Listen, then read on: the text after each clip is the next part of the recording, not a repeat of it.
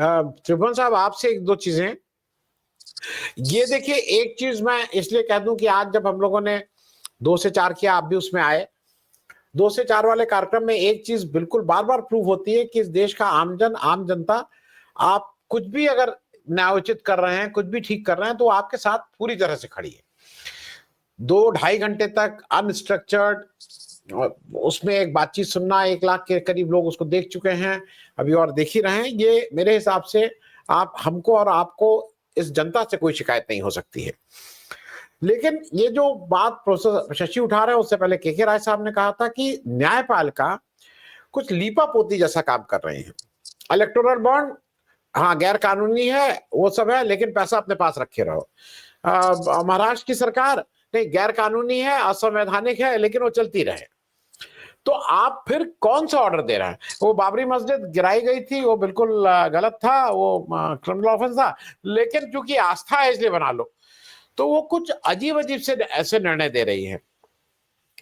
अभी की दृष्टि में मैं इसलिए कह रहा हूं, क्या आपको नहीं लगता है कि जो प्रेजेंट बिहार की क्राइसिस है, उसमें कहीं ना कहीं न्यायपालिका को अपनी तरफ से एक पहल करके कुछ करना चाहिए था? हालांकि उनके पास पिटीशन आई हुई है, वो उस दिन सुने भी उस बात को ठीक से, उस पर स्टे क्यों नहीं लगाए, ये एक प्रश्न चिन्ह हरदम रहेगा। और उसको 28 जुलाई तक उन्होंने रख दिया है।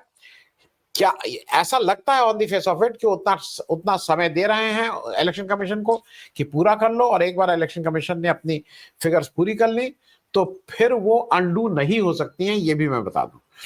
त्रिभुवन जी, इसमें मैं इसलिए, क्योंकि क्या आम जन को धीरे धीरे न्यायपालिका से भी उसका थोड़ा मतलब उसको बहुत उम्मीद थी, अब नाउम्मीदी हो रही है, वो मायूस हो रहा है न्यायपालिका के हाल के जो फैसले आ रहे हैं उससे। त्रिभुवन जी, वो प्रकरण भले बिहार का हो, भले महाराष्ट्र का हो, या चाहे ये जो प्रोफेसर महमूदाबादी का जो मामला है, उसमें लोगों की अपेक्षाएं बहुत ज्यादा हैं।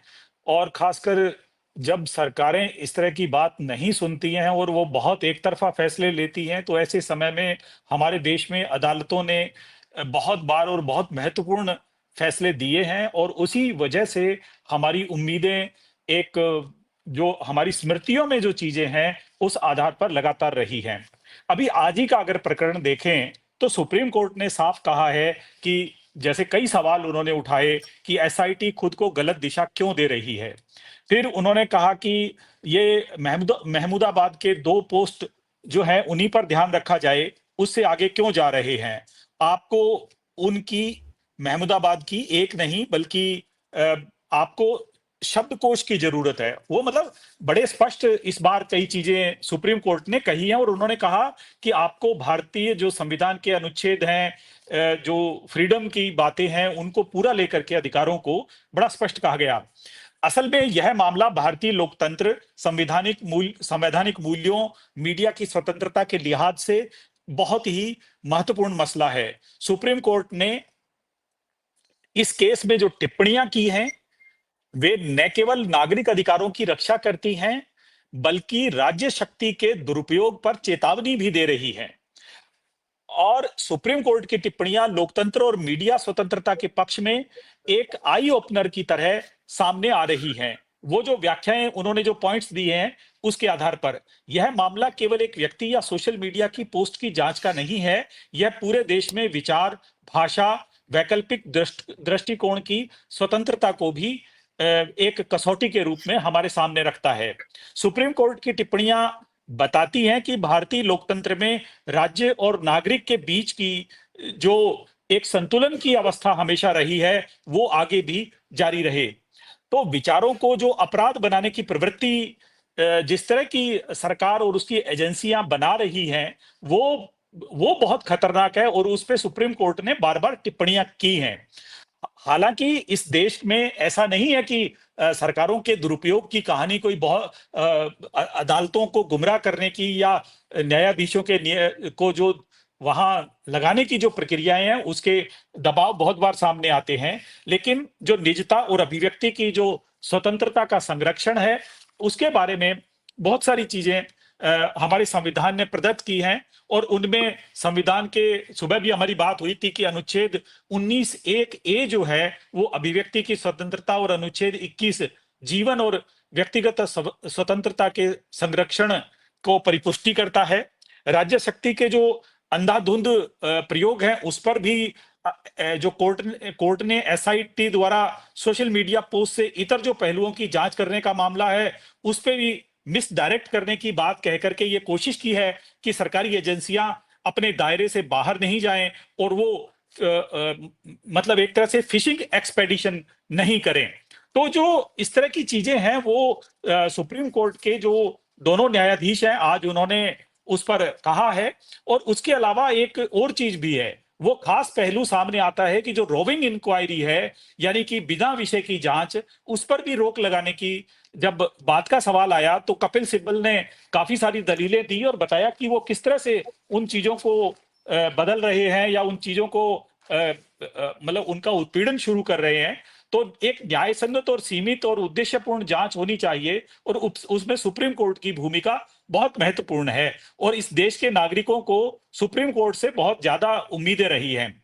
जहां तक न्यायपालिका की भाषा में नागरिक अधिकारों की जो भाषा का सवाल है, उसमें भी सुप्रीम कोर्ट ने ये कहा कि you don't require him, you require a dictionary. यह एक संवेदनशील तरह का एक बहुत नाजुक व्यंग्य था जो एसआईटी पर कटाक्ष किया गया, और जिस तरह से किया गया वो बहुत गंभीर है।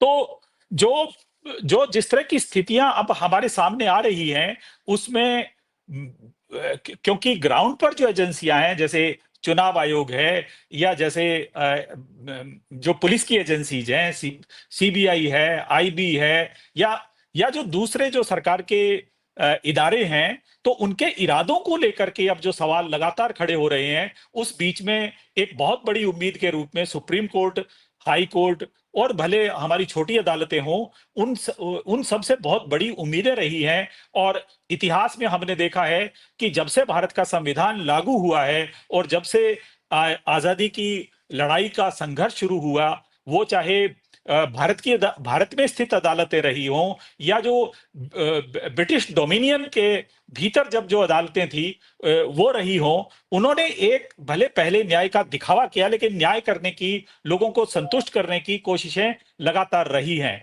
और वो उम्मीदें आज और ज्यादा बढ़ी हैं, और उन उम्मीदों की आज और ज्यादा जरूरत है, क्योंकि भारत का संविधान जिस तरह से सब लोगों ने मिल बैठ करके एक साथ बनाया, उसमें भारतीय जनता पार्टी का जो पूर्व संस्करण भारतीय जनसंघ था, उससे जुड़े हुए या उसके संस्थापक जो नेता थे श्यामा प्रसाद मुखर्जी, वो भी मौजूद रहे हैं। आप अगर भारतीय संविधान सभा में श्यामा प्रसाद मुखर्जी का जो भाषण पढ़ें, तो अगर उस पर आप श्यामा प्रसाद मुखर्जी का नाम हटा दें तो वो ऐसे लगता है कि पंडित जवाहरलाल नेहरू का भाषण होगा। वो एक उदार भाषण है, और वो उसमें जिस तरह के भारत की कल्पना की गई है, वो भारत एक सहिष्णु भारत था, वो भारत एक न्यायशील भारत था, जिसमें कहा गया था कि भारत में सरकारें, भारत में प्रतिपक्ष, भारत में सरकार की एजेंसियां और भारत में न्यायपालिका एक ऐसा शासन दें जो न्यायपूर्ण हो, जिसमें लोगों का दमन नहीं हो, जिसमें उन लोगों का भी ख्याल किया जाए जिनकी आवाज कमजोर रहती है, या जो धार्मिक रूप से या किसी भी तरह से एक छोटा तबका होते हैं। तो ये सारी चीजें इस आलोक में जब हम इन चीजों को देखते हैं, तो सुप्रीम कोर्ट, हाई कोर्ट या जो हमारी न्यायपीठें हैं, उनके प्रति एक बहुत बड़ी जिम्मेदारी, एक बहुत बड़ी उम्मीद लोग लगाए हुए हैं, और उनको, सुप्रीम कोर्ट को, उन न्यायपीठों को, उन न्यायाधीशों को उसे पूरा करना चाहिए।